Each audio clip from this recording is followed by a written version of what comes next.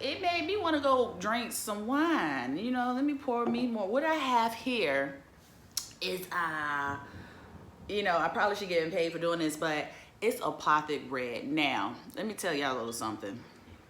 I'm segueing from the movie. I'm talking about myself for a little bit. Easy breezy ass busy shifting in these streets. Gotta charge your ass for rent for sleeping on me. Niggas comatose, I rock that ass as fast as sleep. I gave those chumps a bottle, told them that the tap was on me.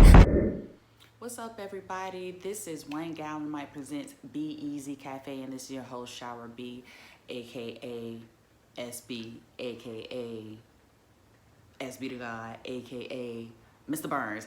And here we are. This is a non-traditional episode. So basically, I'm gonna do a movie review. For those of you that don't know, I love movies. It's been a very, very difficult time minimizing in life the amount of time that I watch television. Now I don't watch TV as much as I used to, but I get my movie time in. If it's a good show, I'm gonna get that time in. I'm gonna fit it in some way. But I felt the need. I had to record anyway. I was supposed to do a podcast. That's what I'm supposed to be doing right now. I'm supposed to be recording a podcast, but I was cleaning up and I was like, okay, what's on Netflix? Let's see what's on Netflix. And I saw this movie, I think I saw it a week ago, premiere, Uncorked. And I was like, oh, okay, it looked interesting. So today something just told me Uncorked. And I was like, oh, okay, it looked interesting. So today something just told me to press play and watch it. And I sat down and watched it and I thought it was, maybe some people wouldn't describe it as being beautiful. I thought it was beautiful, and I'm here to tell you why I thought it was beautiful. So, first, the movie is called Uncorked. It's now premiering on Netflix. I'm not sure when it premiered, but it's been this month that it premiered, in the month of March, and it stars Courtney B. Vance. For those that don't know Courtney B. Vance, he's an OG. He's been around for a very long time. He's actually married to Angela Bassett. He played Johnny Cochran in the O.J. Simpson show docuseries that Courtney did his thing on that one. He did his thing, but much respect for Courtney B. Vance. Oh God, Niecy Nash. I love Niecy Nash. I've been watching Niecy Nash since I can't, on Comedy Central. What is it? 911. Oh God. Reno 911. There we go. I was about to be very upset with myself if I didn't remember that. But I've been watching Niecy Nash since then. I think she's funny. I think she's a great actress, actually. She's starring in Claws right now. Her in Karuchi. So yeah, so it's Courtney Vance, Niecy Nash, and then this gentleman, I've seen him in other movies. I had to actually look up what other movies he's been in because I forgot the movie that I saw him in. I personally saw him in first. This guy, I had to write his name down. So it's Mamadou. Hold on, let's try this again. Because I don't like chopping up people's names. I think I just like to respectfully try to learn someone's name and not chop it up. So it's Mamadou Athi. And he was born in America, but he's not from here. Actually, he's Mauritanian American. Mauritania is just north of Ghana and south of Morocco. Thanks. That doesn't matter. He's a great actor. I like the position or the character that he played. So basically, the movie is it takes place in Memphis, Tennessee, and it's about this young man that's working for his dad's business. They own a little restaurant in Memphis, Tennessee that's ran by his pops and his family and his mom. His mom is Niecy Nash and Courtney B. Vance is his dad. And his dad has this idea that he'll be taking over the family business. They sell barbecue ribs and things, Southern cuisine. That's what they serve. And he's not really, he's going through the motions, but he's not really with it. And Courtney B. Vance has a difficult time accepting that. And Niecy Nash is, she's the mama that's like, looking at everything like, baby, go ahead and do what you need to do. She's the more supportive, like a lot of times mamas are, I'm just saying. She was the most supportive. And the movie takes place in Memphis. It gives us pieces of Memphis. It shows, it has a lot of trap music in the background. It has, which I think is beautiful, how it incorporates the hood, if you will, and then the elegance that's that's surrounded by wine. He wants to be a sommelier. And for those that don't know what a sommelier is, it ain't Somalian. We're not talking about Somalians. Somalia is a place in Africa. It's a country in Africa. Not Somalia, a Somalian. Learn something new every day. Just learned that. So basically he knows wines. He knows wines. He works in a wine place. He works in a wine store, and he learned wines. And he actually said that he got fascinated by wines.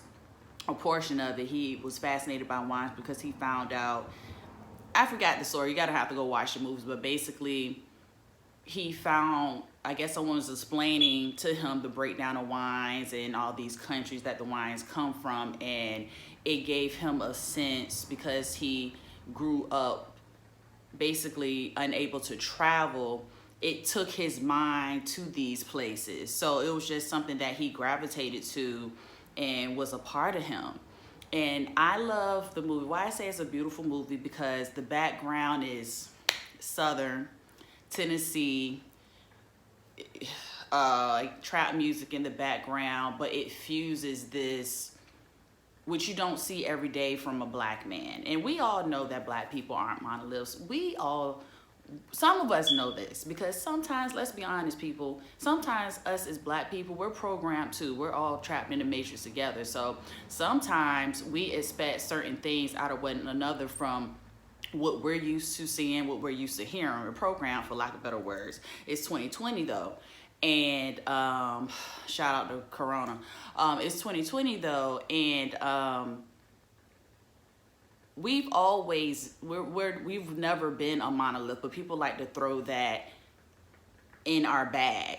People like to throw that stigma and that stereotype on us, like we're only known for doing one thing. And the movie it kind of goes through showing, it just displays the fact that you're not a monolith. And I thought, what better way to display that with that whole backdrop of the South, Tennessee, skating ring, barbecue pit, and that's beautiful in itself. The hood is beautiful in itself. And then to add this other factor, this young black chocolate man knowing about wines and speaking fluently and pronouncing these difficult ass words and just breaking down the science of it was just very beautiful. And Niecy Nash did a great job. There's a sad moment. I guess it's a review, so I've never done a review before, so I'm just, hey, I felt the need in my heart to discuss it, so that's what I'm doing. But it just shows that the support and the beauty of black families to push their family members, their children, particularly like black parents, to how they supported their children. Even though his dad was kind of like disappointed that he didn't want to take on his family business, he supported him silently. And you'll see that throughout the movie, but I just think it's, it made me want to go drink some wine. Let me pour me more. What I have here is I probably should get paid for doing this, but it's apothic red. Now, let me tell y'all a little something. I'm segueing from the movie. I'm talking about myself for a little bit. Apothic red, I used to be a heavier wine drinker maybe like 7 years ago, especially when I was staying in Northern California because I had nothing else better to do. But I don't know, wine does seem interesting. The science of it, that drew me into wanting to get into wine back then. And I started drinking wine, and I'm not really a white wine girl because it makes me sleepy, makes me want to go to bed. It's a great nightcap. If I'm trying to go to sleep, white wine is the go-to. Doesn't matter what it is, all the categories of white wine. But I got into red wines like your Pinot Noir. That's all I really know. I know some more in your red blends. That's all I know. I'm not a connoisseur. But a pot de red, this popped up in 7-Eleven back in the day. It's a bit more expensive now because I think people, you know, the buzz, caught on to the buzz. But this used to be $7.99 in 7-Eleven. And it's a winemaker's blend, vintage 2017. Get a little whiff of that. Oh, pot de red, vintage 2017. Rich and smooth, and it's from California. But it's really good.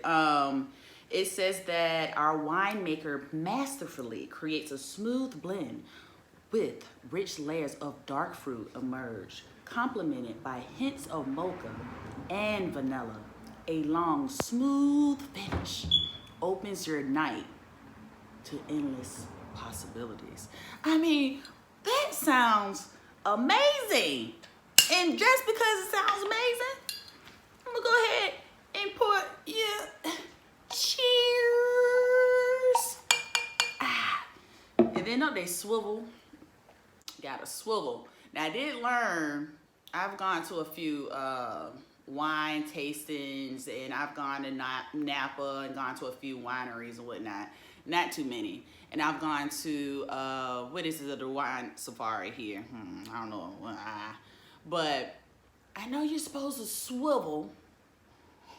You're supposed to smell it. I'm supposed to probably stick my whole nose in it, but you're supposed to smell it. This shit tastes amazing. That's all I'm supposed to say. Not supposed to say, but that's all I'm gonna say. It tastes amazing, and we just gonna sip this wine. And supposedly, when you swivel it, and I ain't even doing this swivel right. When you swivel it, then it stops, and you're supposed to see how many lines, or they call it legs, that it's supposed to have. And I guess depending on how many legs it has, y'all let me know in the comments, because I could just be saying, I'm probably saying the wrong things. Like I said, I'm not a connoisseur. Disclaimer, I'm not a connoisseur, but depending on how many legs, I guess it depends on if it's good wine. You know how I know if it's good wine? If it tastes good to me. I don't care about how much it costs. I've had expensive wines and they've been disgusting, okay? A group of white people just, you know, wine taste and decide what tastes good and what is considered good wine and what's considered not so great wine. I don't know. I just know. Cheers to Shara, because this is amazing. But getting back to Uncorked, I think it's beautiful because I love the storyline, and the storyline kind of hits me too, because Niecy Nash, she's in remission from cancer, and she's pushing her son she's supporting him. She's wholeheartedly supporting him, and unfortunately, she's in remission from cancer. I didn't explain that. She's in remission from cancer. She ends up pushing him. He ends up going to Paris and studying to become a sommelier. I think I got it right. Becoming a sommelier, and then her cancer returns. And she doesn't end up telling him, and he's away. And, you know, I want you guys to watch it, and you guys just tell me what you think of it. You know, maybe I feel like I didn't eloquently explain it the way that I probably should have explained it. I really didn't take notes, but I just wanted to kick it off the dome because I just finished watching it. So while it was fresh in my brain, I just wanted to kick it to you guys, and I just urge you guys, I think it's nice. It's a nice story. It's nice seeing stories about us told from another lane. You know, a black guy becoming a sommelier, and you don't see that. You don't hear about that often. You know what I mean? It shows that he's the only black guy, but he does a great job. Like, he excels. Well, he excels in the class, but just watch the rest of the movie to really get your thumb in it. But I wanted to talk about that. I wanted to share that with you guys. Listen, y'all ain't got nothing to do anyway. You might as well grab the remote, turn on Netflix, and watch Uncorked, and tell me what you think about it, okay? So, peace and blessings, guys. Stay tuned to my podcast. It's going to be a visual and audio podcast. We're going to be talking about introversion in this state and the benefits of that. So stay tuned. Wait a minute, my YouTube channel, the link will be, listen, this is gonna be, if you're on YouTube watching this, then you know where to find me.